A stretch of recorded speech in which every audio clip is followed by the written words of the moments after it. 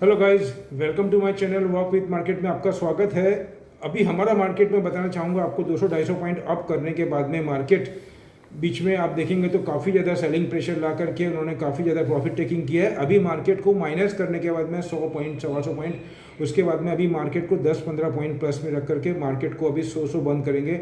ये पोजीशन के अंदर अगर हम बाय करते हैं अच्छी स्किप में तो एक ट्रिगर उनको मिलता है, तो वहाँ से मार्केट काफ़ी ज़्यादा जंप करता है। और वैसे भी अगर हम देखने जाएंगे तो मार्केट अभी बुल के ग्रिप में ही है, मतलब बुल के जो तेज़ी है उसके हाथों में मार्केट है, इसलिए मार्केट को जल्दी वो नीचे जाने नहीं देंगे।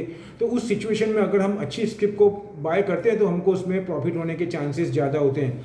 तो मैंने आपकी एक आर्टिकल भी पढ़ा है, उसके अंदर मैं बताना चाहूँगा आपको, OECD करके आर्टिकल है जो कि बहुत ही पॉजिटिवनेस और वर्ल्ड की इकोनॉमी के बारे में वो बता रहा है। उसके अंदर जो उसके व्यू है वो और इंडिया के लिए क्या बोला है वो मैं आपसे शेयर करना चाहूँगा।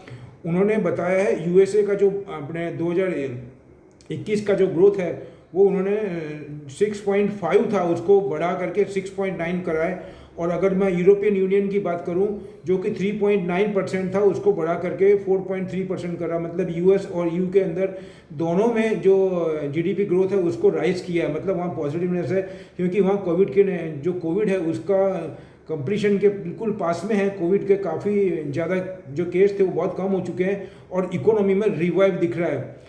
जो जॉब मार्केट है प्लस जो लेबर है उसके अंदर काफ़ी ज़्यादा ग्रोथ दिख रही है। उसको मद्देनज़र रखते हुए ये जीडीपी ग्रोथ है वो राइज करी हुई है। अगर मैं आपको चाइना की बात करूं तो चाइना की अगर जो इस साल है वो 8.5% है और वो 2022 के अंदर 5.8% रखने की बात करी है।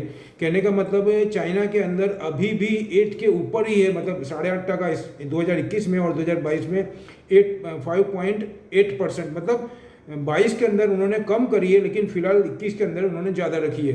तो इसको देखते हुए आने वाले टाइम में हमारी इंडियन इकोनॉमी को बहुत ज़्यादा पॉजिटिवनेस है, क्योंकि वहाँ पे 21 के अंदर 8.5 है और 22 के अंदर 5.8% है। मतलब वहाँ 22 के अंदर ग्रोथ थोड़ी कम होगी ऐसा प्रिडिक्ट किया जा रहा है। और मैं आपको OECD का भी पूरा फुल फॉर्म बता देता हूँ ये किस टाइप की है। उसमें लिखा है organisation for economic cooperation and development. इस टाइप की जो संस्था है उसका पूरा सर्वे करवाती है वहाँ पे, उसके हिसाब से वो डिसीजन लेती है। उन्होंने इमर्जिंग मार्केट में इंडिया के लिए थोड़ा स्लो डाउन बताया, क्योंकि इंडिया के अंदर अभी वैक्सीनेशन का काम काफ़ी स्लो है। अगर वैसे तो फास्ट है लेकिन पॉपुलेशन को देखते हुए काफ़ी स्लो है, क्योंकि अभी 10 से 12% लोगों को भी डबल डोज नहीं हुआ है और काफ़ी ज़्यादा टाइम लगेगा। बीच में 2 दिन पहले मैंने आपको बताया था पेपर में ऐसा भी आया है कि ऐसा अगर इस हिसाब से अगर चलेगा वैक्सीनेशन काम तो इसमें 2 से ज़्यादा साल भी लग सकते हैं। लेकिन इतना टाइम तो नहीं लगेगा, काफ़ी फास्ट हो रहा है। ऑफिस में, रेलवेज़ में और भी बहुत जगह इंस्टीट्यूट है, एजुकेशन में, सभी जगह पे उनको खुद को रिस्पॉन्सिबिलिटी दे दी गई है कि आप ज़्यादा से ज़्यादा वैक्सीनेशन का काम करें और काम हो भी रहा है। तो इसको देखते हुए ऐसा लगता है कि कम से कम 1 साल 1.25 साल के अंदर ये काम पूरा हो जाना चाहिए।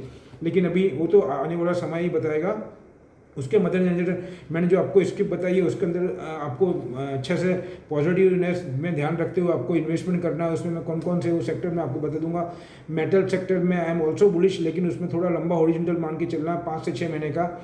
वो मेटल के अंदर आपको बताऊंगा हिंदाल्को हो गया, सेल हो गया, JSW स्टील हो गया और टाटा स्टील। उसमें सबसे ज़्यादा मेरी पॉजिटिव रहेगी 2 में, टाटा स्टील और हिंदाल्को के अंदर।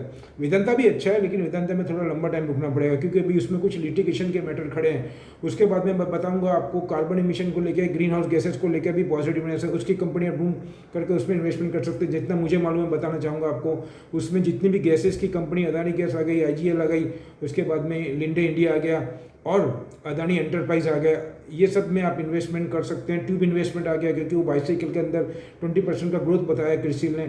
उसके बाद में आपको बताना चाहूँगा स्पेशलिटी केमिकल के अंदर SRF आ गया और मैकेनिकल के अंदर आप देखें जाएंगे मशीनरी में और कंस्ट्रक्शन के अंदर तो L&T ये आप बाय कर सकते हैं। और ट्यूब इन्वेस्टमेंट आपको बता दिए मैंने, टेक महिंद्रा, इन्फोसिस, TCS, ये सभी में अगर हम स्लैब वाइज बाइंग करेंगे तो इसमें सॉफ्टवेयर में और इसमें बहुत ज़्यादा पॉजिटिवनेस दिख रहा है मेरे को। ऑटोमाइजेशन के अंदर, अपने DLF के अंदर, अशोक लेलैंड के अंदर, महिंद्रा एंड महिंद्रा के अंदर एग्रीकल्चर को लेते हुए, UPL के अंदर, फिर ट्यूब इन आपको बताऊंगा। उसके बाद में लुपिन, हाँ लुपिन के अंदर बहुत ज़्यादा पॉजिटिव। लुपिन का मैं बताना चाहूँगा आपको, उसमें ओबेसिटी को लेकर के और एग्रीकल्चर को लेकर के और एनिमल को लेकर के बहुत ज़्यादा ग्रोथ उन लोग फोकस कर रहे हैं। उसको देखते हुए आने वाला टाइम उसका काफ़ी अच्छा एक्सपोर्ट भी बढ़ेगा।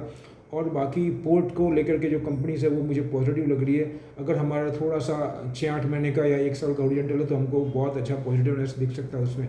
अभी मैं आपको इतना बताना चाहूँगा, ये मेरे जो मैंने स्टडी किया था आपको OEM जो आपको मैंने बताया था अभी, वो जो आर्टिकल मैंने बताया था उसके हिसाब से मैं पढ़ करके और आपको बता रहा हूँ मैं। तो मैं आपको ये बताना चाहूँगा इसके अंदर जो OECD करके है उसके अंदर से आर्टिकल में बहुत पॉजिटिव दिख रहा है। और हमारे आने वाले टाइम में इंडिया में भले वो स्लो डाउन बोल रहे हैं, लेकिन मुझे यहाँ से इंडिया के अंदर भी पॉजिटिवनेस दिख रहा है। लेकिन अगर हम 6 महीने से 1 साल का ओरिएंटल मान करके अगर इन्वेस्टमेंट करें तो ये सभी में बहुत ज़्यादा ग्रोथ होगी। और वैसे भी इंडिया का अगर पोजीशन देखें कंपेयर टू अदर, तो अभी हमारा हॉट स्पॉट ही बना हुआ है। और चाइना के अंदर जियोपॉलिटिकल को लेकर के बहुत ज़्यादा नेगेटिव पॉइंट है। उसके मद्देनजर मैं आपको ये बोलूँगा, जिस हिसाब से ऑल ओवर वर्ल्ड में इकोनॉमिक बूम का जो सिग्नल मिल रहा है उसका इम्पैक्ट डायरेक्टली और इनडायरेक्टली इंडियन इकोनॉमी पे भी पड़ेगा, ऐसा मैं मान के चल रहा हूँ। लास्ट में ही बोलूँगा, ये अपने थॉट है, अपनी स्टडी है, अपनी एनालाइज है। आप अपना डिसीजन अपने एक्सपर्ट्स की सलाह से ही करें। और अगर मेरी वीडियो अच्छे लग रहे हैं आपको मेरे वीडियोस, तो उसको लाइक करें, शेयर करें और सब्सक्राइब भी करें। मिलते हैं अगले वीडियो में और कुछ नई डिटेल के साथ में। Thank you.